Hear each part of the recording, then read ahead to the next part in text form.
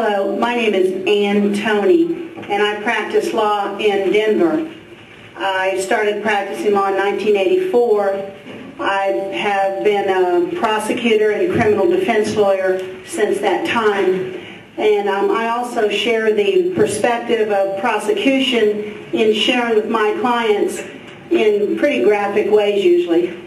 How prosecutors work, how cops work, what they need to watch out for, and then using that to help protect them. And then I have a real estate background, so I use that to help incorporate them and make sure they're in the right zone when we're placing them, all the storefronts and grows, picking out what I would consider the safest zone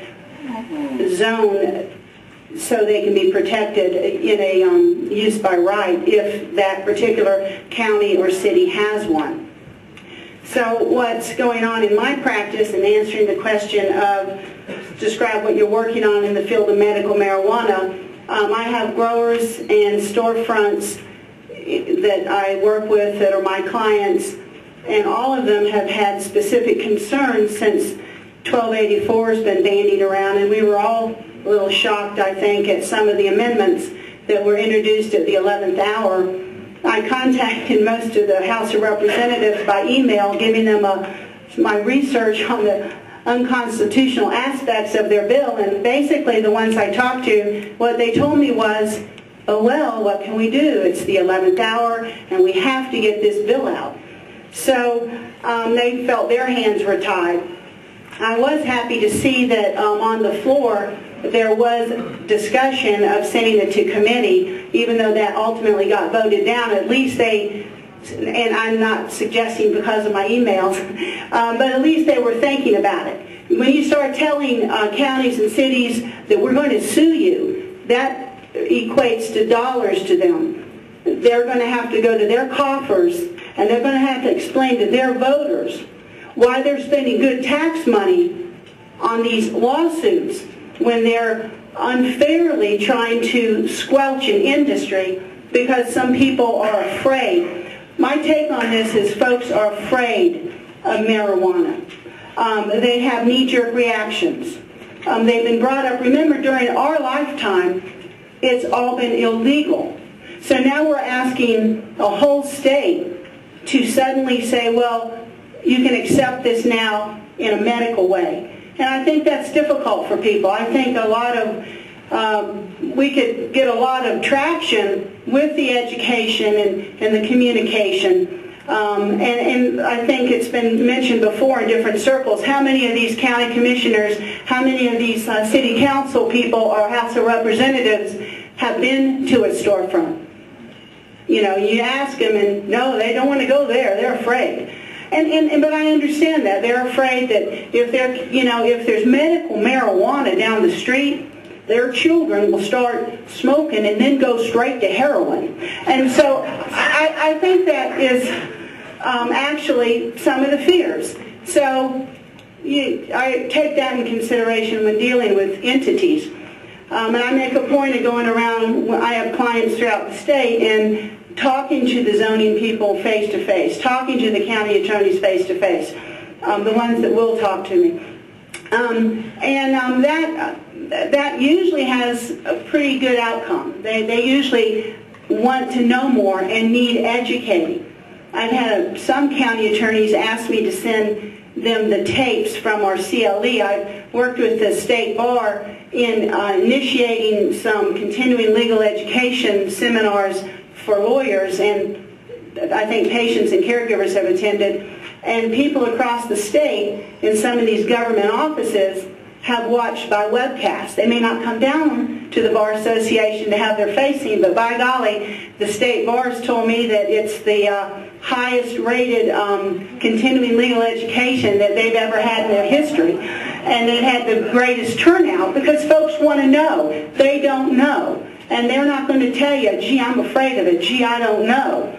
And I think all that humanity part, when you have that one-on-one, talk to your county commissioners, talk to your city councilmen, I think it makes a difference. So we have another, and I'm not plugging it, I'm just saying that these are ongoing things and to help educate these folks. So they'll be a little more circumspect and a little more thoughtful when dealing with the issue of medical cannabis. Now, talking about the other question Laura wants us to address would be any novel ideas or actual lawsuits you have challenging 1284 SB 109. I have clients who have asked me to start preparing lawsuits on the resident issue. What I find interesting, it's been referred to before, is that as of December 15th, 09, if you were in business and a resident, you're good to go. But if you came in later, which many people have, then you're not so good to go. You're kind of foreclosed from being able to continue in your business because you're foreclosed from applying for a center license. What I find interesting is what they've done, and I believe it's unbelievably arbitrary, and in doing research on it, they haven't shown any nexus, any compelling state interest why this deadline is important. And what they're doing is pitting resident against resident. It's not an out-of-state person against a resident, because when you open your business, you become a resident, or when you move to the state and become an employee of a Colorado company, you are a resident. So ergo, if you started your business in March of 2010, you're a resident. So they're pitting residents who were a resident before December 15th, or as of December 15th, with residents after that. And they're going to have to show a pretty compelling state interest to be able to sustain that. I think that's their weakest part. I'm just going to tell you a couple other things clients have asked me to prepare lawsuits for. And all of these will probably be joined as much as possible, and then I'll tell you the fun stuff. And the ban, the fact that they have put in the law, is this too loud? That they have put in the law that the governing body, the 3 county commissioners in a county, can vote to ban our industry, to ban medical cannabis from the patients and caregivers in that county, or ban the storefronts actually. That's just bizarre. And they also allow a referendum by a vote of the people in that county. But again, let's go back to their pocketbooks. What cost less to have the 3 county commissioners vote to ban it, or to set up a referendum to get a vote of the people in that county? They may not want to know what the vote of the people in that county is going to be. If they have enough vocal people, what I've found in these counties is folks who are against it, who are afraid of it, medical cannabis, are the ones who are going to scream the loudest and pull at the ears of the commissioners and the city council. Folks who are just kind of slipping in and getting their medicine every few days or every day or once a week, they just, they want to get in and get out and be discreet and go Medicaid. They really may not want to be on the front page of the paper. They are your teachers and they're your insurance agents and folks that don't necessarily want to come here or be advocates. And that's okay. But so part of my concern is the loudest, the squeaky wheel, that we won't get a true representation of the will of the people if just the county commissioners or the city councils are voting on their own without a referendum. 1 more minute, Ann. Okay, thank you. Well, then I'll get you the fun stuff. So in talking to some other lawyers that I haven't working with them yet, but we've been talking about this, the guerrilla warfare, like Greg had mentioned, I think you hit them fast, you hit them hard, and you hit them right away. You let them know we're here.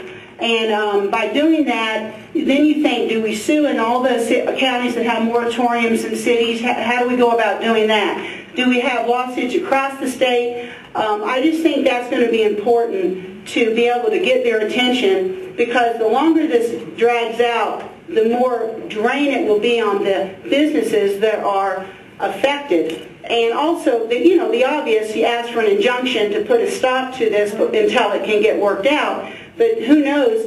And also the last piece, if you sue in different counties and on different issues or the same issue, we might get rulings from different judges that are different. So this has the potential for being quite the quite a circus maybe.